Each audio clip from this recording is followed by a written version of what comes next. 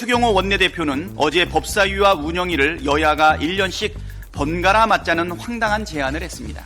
이러다가 대통령도 1년씩 돌아가면서 하자고 하겠습니다. 그럴 거면 선거는 왜 합니까? 총선 민심은 야당이 중심이 되어 윤석열 정권 2년의 실정을 바로 잡으라는 것입니다.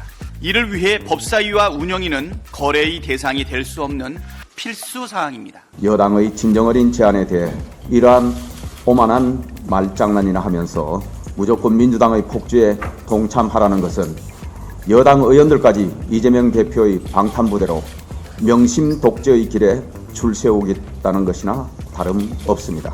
다수의 힘에 의한 입법 폭주, 의회 독주를 민주주의라고 참칭하지 마십시오. 민주당에 촉구합니다. 북한 조선중앙통신에서나 들을 수 있는 민주당의 아버지 운운하는 황당한 일탈에서 벗어나 전통의 정통민주당으로 돌아오십시오. 국회라도 두 발 걷어붙이고 나서야 하지만 집권 여당인 국민의힘은 국회 밖에서 불법 파업 중입니다. 정말로 한심하고 답답합니다. 말로만 민생 살리겠다고 하지 말고 민생을 살리기 위해 일하십시오. 더 나은 대책이 없으면 민주당 안을 받으십시오. 능력도 대책도 없으면서 자리는 왜 꿰차고 앉아 있는지 국민들은 정말 의문입니다. 폭망일보 직전의 민생, 의사협회의 집단 휴진, 동해 유전개발 의혹, 남북 간 긴장 고조, 한반도를 둘러싼 급변하는 국제 정세 등 대한민국은 지금 총체적 비상 상황입니다. 이 비상한 상황에 여당은 일하기 싫다며 사실상 파업 중입니다. 국정 운영에 막중한 책임이 있는 집권 여당이 이래도 되는 것입니까? 심지어 추경호 원내대표는 어제 법사위와 운영위를 여야가 1년씩 번갈아 맞자는 황당한 제안을 했습니다. 원구성이 불법이라며 권한쟁의 심판을 청구해놓고 바로 다음 날엔 상임위원장을 번갈아 가면서 하자는 게 말이나 되는 소리입니까? 이러다가 대통령도 1년씩 돌아가면서 하자고 하겠습니다. 그럴 거면 선거는 왜 합니까? 총선 민심은 야당이 중심이 되어 윤석열 정권 2년의 실정을 바로 잡으라는 것입니다. 이를 위해 법사위와 운영위는 거래의 대상이 될 수 없는 필수 사항입니다. 신뢰가 형성되지 않은 협상은 모래성처럼 언제든 쉽게 허물어지게 마련입니다. 협상과 약속의 가장 큰 전제 조건은 상호 신뢰입니다. 아직 대통령이 총선 민심을 거부하고 있고 국민의힘도 용산 눈치만 보면서 총선 민심을 외면하고 있는데 우리 사이에 신뢰가 생길 리가 없습니다. 국민의힘의 제안이 진정성을 가지려면 어제 간담회에서도 말씀드린 것처럼 세 가지 전제 조건이 충족되어야 합니다. 첫째, 윤석열 대통령은 앞으로 1년간 국회법 절차에 따라 통과한 법률안에 대해 거부권을 행사하지 말 것. 둘째, 국민의힘은 국회 운영에 적극 협조할 것. 셋째, 행정부의 부당한 입법권 침해에 대해 국민의힘도 입법부의 일원으로서 적극 항의하고 맞설 것이 그것입니다. 향후 1년 동안 윤석열 대통령과 국민의힘이 이런 조건을 지키면서 행동과 실천으로 진정성을 보여준다면 추경호 대표의 제안을 검토할 용의가 있음을 다시 한번 말씀드립니다. 거듭 말씀드리지만 신뢰는 말이 아니라 행동으로 쌓는 것입니다.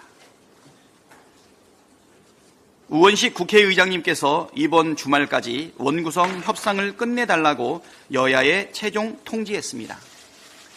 더불어민주당은 하루라도 속히 원구성을 마무리 짓자는 입장엔 변함이 없지만 원활한 국회 운영을 위한 국회의장의 입장과 결정을 존중합니다. 이제 국민의힘만 결심하면 됩니다.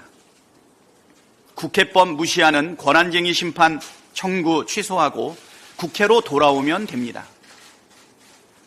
진심으로 원구성 의지가 있다면 오늘이라도 국민의힘 국회 부의장 후보 뽑고 상임위 위원 선임안부터 제출하십시오. 상임위 선임안도 내지 않고 국회 부의장 후보도 뽑지 않으면 국회 정상화를 위한 의지를 어디에서 찾아야 합니까? 더 이상 꼼수로 국회 파행시키면서 우리 국민 우롱하지 말고 국민께서 시키시는 일을 해야 합니다. 국민의힘은 야당이 아니라 집권 여당이라는 사실을 잊지 마시기 바랍니다. 집권 여당이 국회를 떠나 장애에서 전전하는 나라가 세상 천지에 어디 있습니까? 어서 국회로 돌아오십시오. 이것이 국민의 최후 통첩입니다. 이상입니다. 어제 저는 얼차례를 받던 중 사망한 육군 박모 훈련병 시민 분향소에 찾아가서 많은 시민들과 함께 추모의 뜻을 표했습니다. 분향소에서 박모 훈련병 부모님을 뵙고는 너무 죄송하다는 말씀을 드렸습니다. 부모님께서는 철저한 진상규명을 요청하셨습니다. 자식을 둔 아버지로서 또 한 사람의 정치인으로서 마음이 너무 무겁고 죄송한 마음이 큽니다. 사건의 철저한 진상규명과 책임자 처벌, 재발 방지 대책 마련을 위해서 최선을 다하겠습니다.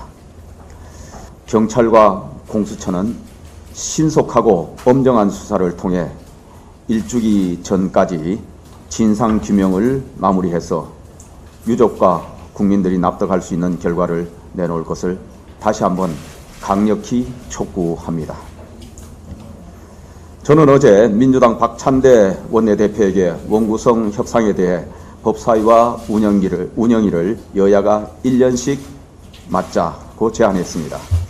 법사위는 2당, 운영위는 여당이라는 국회 운영의 오랜 전통과 관례를 훼손할 소지가 있음에도 불구하고 우리 국회를 어떻게든 정상화시켜 보기 위해 고심 끝에 전한 제안이었습니다. 그럼에도 불구하고 민주당은 국회 정상화를 위해 소수 여당이 먼저 양보하면서 세 차례에 걸쳐 내놓은 타협안에 대해 대통령은 헌법에 명시된 제2요구권을 향후 1년간 행사하지 말라는 등의 황당한 요구로 뿌리쳤습니다. 여야 간의 극심한 대치 국면을 해결해 보려는 여당의 진정어린 제안에 대해 이러한 오만한 말장난이나 하면서 무조건 민주당의 폭주에 동참하라는 것은 여당 의원들까지 이재명 대표의 방탄부대로 명심 독재의 길에 줄 세우겠다는 것이나 다름없습니다. 유감스럽게도 그동안 민주당은 단 한 번도 협상안을 제시한 적이 없습니다. 국회의장께서도 중재안을 낸 적도 없습니다. 오직 국민의힘만 소수당임에도 여당의 책임감으로 어떻게든 국회를 정상화시키기 위해 계속해서 타협안을 제안해 왔습니다. 이러한 모든 제안을 요지부동으로 거부하는 민주당의 협상 거부야말로 국회 위상을 깎고 의회 민주주의를 모욕하는 것입니다. 민주당은 헌법에 명시된 대통령의 제2요구권을 부정하기 전에 스스로 무책임한 협상 거부권을 행사하지 마시길 바랍니다. 애초에 민주당이 다수의 힘을 앞세워 일방적으로 입법 폭주하지 않았다면 대통령의 제2요구권은 행사될 일도 없었습니다.